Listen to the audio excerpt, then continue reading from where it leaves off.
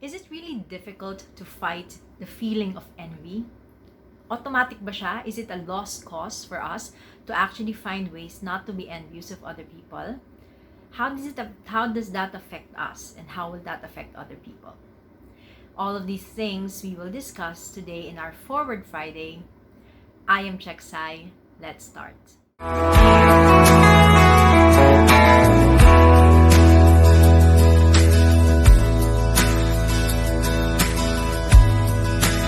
Kailan nga ba tayo nag-start mainggit? Let's just say that when I was reflecting on this topic that we have tonight, I just thought maybe this is just a tale as old as time, ika nga. Why? Naalala ko kasi si Eva, how she was perfectly happy in paradise with all her preternatural gifts until somebody told her, "Uy, wala ka nito." And then she had to put down everything that she had for something so much less. Which brings me to the conclusion that tama nga, no? Kapag ka naiinggit tayo, we forget what we already have. That is why the 3 things that I'm going to share with you tonight will start with the word remember. Number 1, remember the time when you were just minding your own business and your own growth? Nung hindi ka nakatingin sa kapitbahay, sa kakilala, somebody na much more than you in some standards. Di ba mas payapa? Di ba mas concentrated ka? Di ba mas focused ka? When you get distracted, when did you start getting distracted? When you start comparing yourself with others.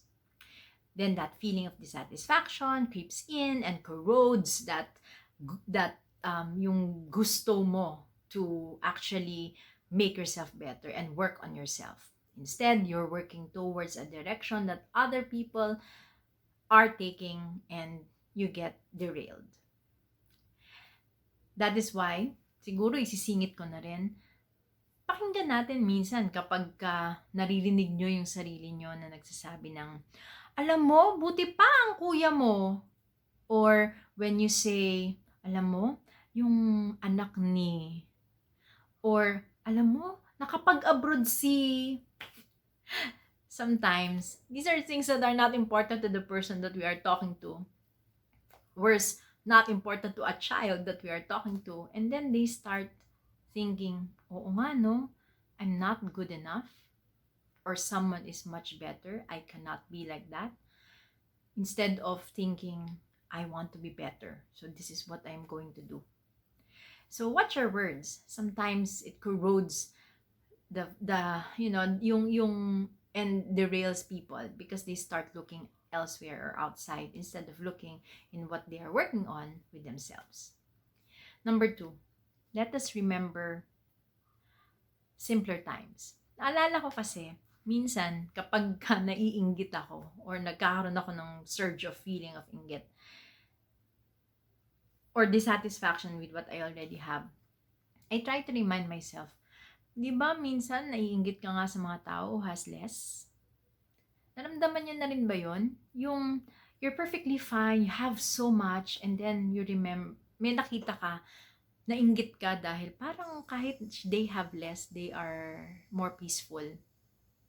Or ang daming mong kaibigan, sobrang daming nakapaligid sa'yo, and then you envy someone who has that loyal friend.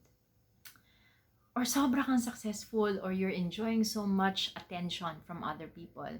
Then you envy someone who has a simpler job. Mas payapa ang mundo niya. I think that is something that for me works, no? Na naaalala ko na minsan mas gusto ko yung simple. Mas gusto ko yung hindi complicated. So sometimes, pagka feeling ko I'm more basic than somebody else, I start appreciating what I already have instead of wanting somebody else's world because I value what I already have in material possession or in characteristic or in situations. Mas malaki siya, pero possible na may gusto rin siya na nasa akin naman. Number 3, is to remember that that person that you're envious of is also a friend, a daughter, or somebody special to somebody else. Why do I say that? Because minsan yung bagay na kinaiinggitan mo dun sa isang tao, hindi naman talaga yun yung kinaiinggitan mo. May person factor din. Bakit ko nasabi yun?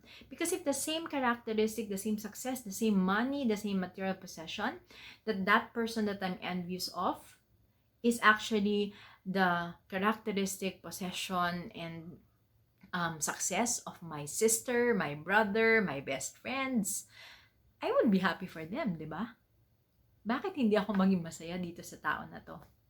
So I try to remind myself, you know what? This person is also a sister, a brother, a friend to somebody. I'll just think that I'm also that somebody to that person and be happy for that person instead of being envious or not being happy for them with what they have, with the success that they have or the material possessions that they have. In this way, when I remind myself of these three things, number one, I do not only remember that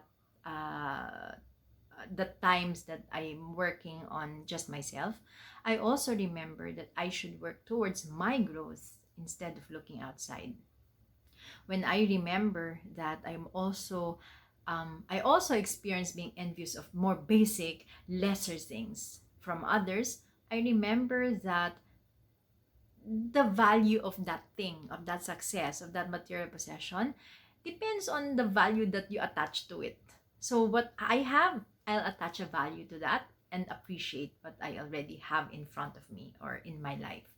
And number three, when I remember that people are also special to somebody else, I remember that we are all just humans and we are all just as meaningful to other people. Maybe hindi sa'yo, maybe sa ibang tao, but that we should be happy for anybody who is having more, who's having material possessions that maybe you don't have, because they are entitled to it. And if it happens na sa kaibigan mo yon or somebody special to you, magiging masaya ka rin naman. So why not be happy with them having those things as well? That is our Forward Friday for this week. I hope medyo mabawas-bawasan yung inggit natin kapag na aalala natin yung tatlong bagay na yon.